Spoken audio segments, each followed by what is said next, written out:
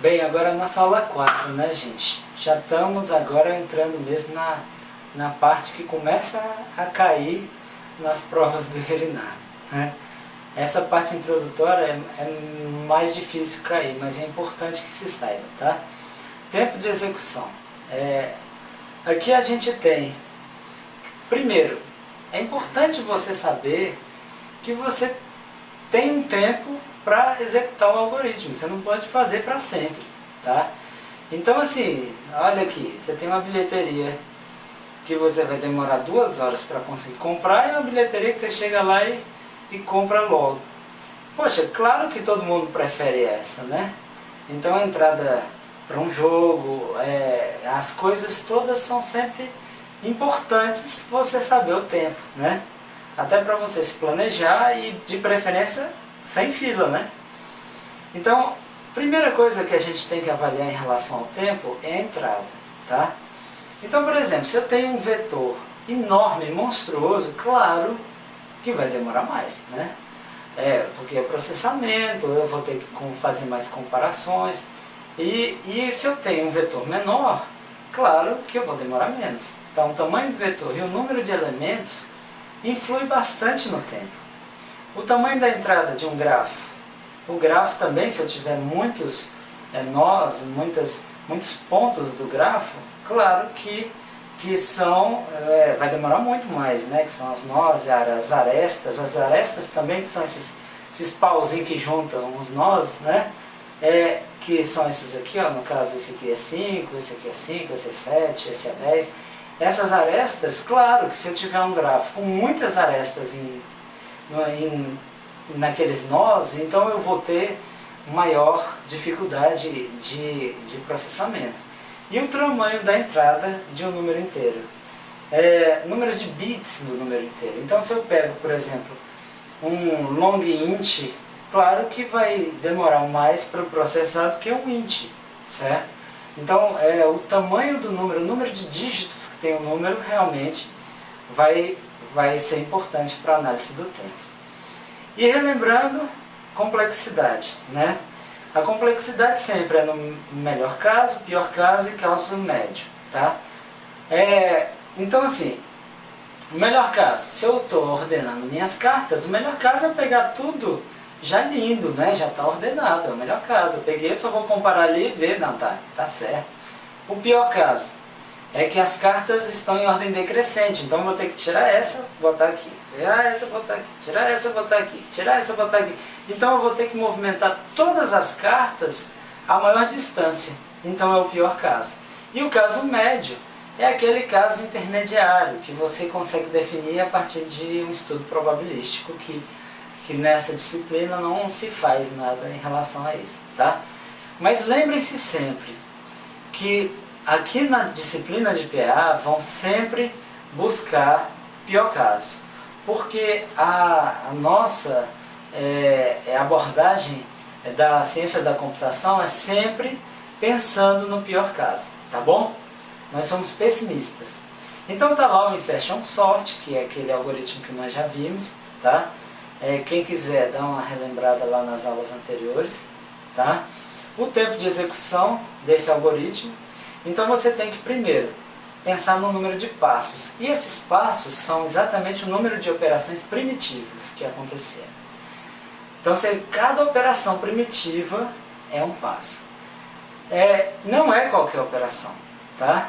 E não tem nada a ver com a nossa noção de tempo, tá? Nós não precisamos pensar, um passo leva 2 segundos, 3 segundos, não. A gente vai analisar isso de uma forma mais genérica, mais superficial, e a gente vai entender o que esses passos representam, tá? Então como é que se calcula esse tempo, tá? Então assim, a gente precisa ver que são constantes, né? CS, que é SC alguma coisa, né? Que relaciona-se ao custo, tá? Para cada linha, cada passo, tá? Então, por exemplo, se eu tenho aqui uma observação de linha de código, por exemplo, insere esse no canto tal, esse passo, o custo vai ser 0, tá? Porque o computador não vai ter nada que ele vai fazer aqui, tá? Então, talvez isso aqui não seja nem passo, tá? Passos são essas atividades, realmente, tá? E representam um tempo de uma linha, tá bom? Então, bem, aqui eu tenho que para J recebe 2 até N. Então, esse passo, ele tem um custo. E aqui a gente vai ver quantas vezes vai acontecer esse custo. A chave recebe o AJ. Aí a gente tem um custo para essa linha, para esse passo. E aí quantas vezes vai acontecer? Porque a gente consegue estipular assim, a complexidade, a gente consegue estipular toda a estrutura do algoritmo avaliando exatamente esses passos e o número de vezes que eles acontecem. Então aqui a gente tem o N, que é a entrada, por isso que é tão importante vocês analisarem como o N tem a ver com a entrada, o gasto de tempo que eu tenho para fazer o algoritmo tem a ver com a entrada.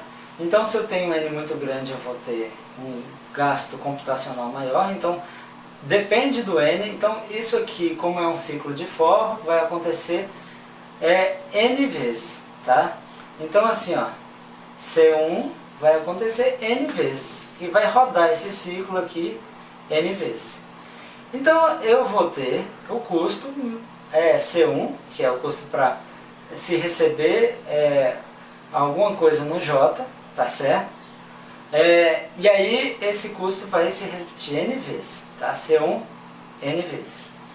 A chave, vocês concordam comigo que vai chegar uma hora que isso aqui vai parar. Então ele vai, a última vez que ele analisar isso aqui para. E na hora que para, quer dizer que esse aqui vai ter menos uma vezes esse de cima, então é N menos 1. Então, observou, poxa, então o que aconteceu? Chegou no N? Chegou. Então eu não vou mais entrar aqui. Aqui é o limitador, então aqui vai fazer uma vez a mais, tá? E aqui é uma vez a menos. Por isso que aqui é o custo dessa linha, desse passo, N menos uma vezes. Aqui não está fazendo nada, ele só está explicando, por isso que o custo é 0. E aqui ele vai receber I, que recebe J menos 1. E aí o custo é C4, tá? Que é o C da linha, tá? Do passo 4. E ele também vai acontecer N menos 1 vezes, tá? E aqui nós vamos analisar esse ciclo, tá? Do enquanto, do for, ou um while que existe aqui, que ele vai ter valor C5, C6 e C7, que a gente vai fazer uma análise posterior. E esse último, com certeza, vai rodar N menos 1 vezes, tá bom? Então, aqui depende da entrada, tá? A variável T, número de vezes a linha I executa no tempo J++ da linha 1 a 8, tá? Então aqui, 1 a 8, tá? A variável que é um tempo. Ele criou essa variável tempo, que ela não está descrita aqui, mas a gente vai ver mais na frente, tá? Então o que acontece? Agora nós vamos ver aquele ciclo interno, tá? Então, assim, com certeza, a gente vai ter que esse aqui pode executar T igual a 1, né? Se ele vai rodar isso aqui uma vez. T igual a 2, se ele roda duas vezes, que é exatamente aquela variável tempo. T igual a 3, logo T igual a I, certo? Então, assim, dependendo da minha entrada, certo? Eu vou ter esse I, certo? Sendo responsável por fazer essas avaliações, e ele pode fazer vários ciclos aqui, certo? E esses ciclos, eles vão ter tempos variáveis, possíveis, que a gente chama de TI, que vai ser igual a I, certo? Se for uma vez, vamos dizer que ele rodou uma vez, ou a carta era maior e ela já comparou e já foi colocado na última posição. Então o tempo foi 1. Mas se ele rodou isso aqui duas vezes, o tempo foi 2, de 2 ciclos desses. certo? Houveram 2 ciclos e o tempo foi 2. Se rodou 3, o tempo foram de 3 ciclos. Então, logo vai ser TI igual a I. Então, esses tempos vão ser calculados pelo somatório, certo? Do I que começa com 1, né? Até N menos 1, certo? TI, tá? Que é esse TI aqui, tá? Então, é um somatório disso tudo. Isso aqui é uma representação matemática da soma disso aqui, tá bom? Aí, o que acontece? Como a gente sabe, certo, que esse daqui, esse ciclo, certo, ele acontece uma vez a mais, logo a gente pode utilizar essa parte aqui, dizer que a parte interna ela vai acontecer TI menos 1 e a parte de fora vai acontecer o somatório de TI. Vocês concordam que aqui vai rodar, rodar, até chegar no momento em que vai parar? Então, essa parte da linha 6 e da linha 7 vai acontecer no somatório de 1, adiantei. No somatório de 1 até N menos 1, T menos 1 vezes. E a parte de fora, que é do enquanto, vai acontecer no somatório de 1 até N menos 1, TI vezes. E aí, você pega aqueles somatórios bonitos, certo? E você vai colocar aqui como se fossem um número de vezes mesmo, tá? Você não sabe, você criou um artifício matemático para você simbolizar que isso aqui vai ser menos uma vez, e aqui vai ser realmente somatório total, tá? E aí você pega e, logicamente, se eu tenho esse passo, tá? Eu vou ter o custo desse passo vezes o número de vezes que rodou, tá? Que está aqui, ó.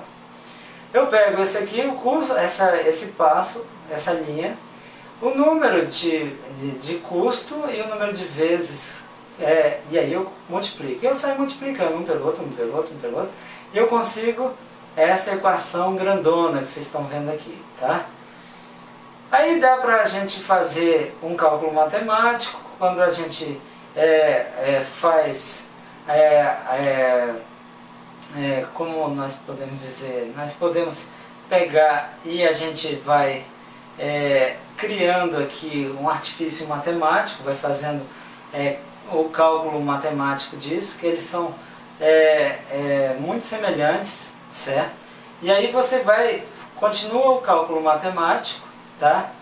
A complexidade de melhor caso, aqui o professor Leonardo, ele avalia o melhor caso. O melhor caso seria que esse ciclo seja igual a 0, tipo assim, testou e não entrou no ciclo, testou, não entrou no ciclo. Então, continua se fazendo a abordagem matemática, você vê que eles são muito parecidos, então eu consigo isolar o N-1, certo? E eu vou ter, fazendo toda essa equação matemática, depois vocês façam aí na mão, que é um bom exercício, e aí vocês vão chegar até essa característica que é uma equação linear, uma equação de uma reta, né? Que você tem aqui que são constantes, né? O N, né? O N, essa é constante, e outra constante aqui, certo? Então você tem a complexidade calculada para o melhor caso, tá? A complexidade para o pior caso, certo? É exatamente o máximo TI que você tiver, tá? Então é quando rodou bastante naquele ciclo, tá? Onde o EI pertence a E, tá? A soma de Gauss, elemento de uma PA, que é o somatório, né? Então aqui seriam os termos da PA, certo? Se você for ver aqui, o resultado desse somatório, por essa soma de Gauss, é igual a N-1 vezes N dividido por 2, tá? Então vocês decorem essa fórmula, porque isso aqui cai muito mesmo, que é os somas dos elementos da PA, tá? Então você conseguiu aqueles somatórios e você trocou, aonde tiver esse somatório, você vai trocar por esses n's, e aí você vai ter essa fórmula matemática ao final, que é uma fórmula, uma equação de segundo grau, tá bom? E o caso médio é a complexidade de menor caso, onde o somatório de t vezes probabilidade, certo? Esse P é a probabilidade, onde o EI pertence a E e o PI é a pior probabilidade, tá? Então, gente, esse do caso médio vocês quase não vão usar, é só bom vocês saberem que aí vocês têm que trabalhar com a probabilidade. Então, o próximo capítulo é crescimento de funções. Até mais.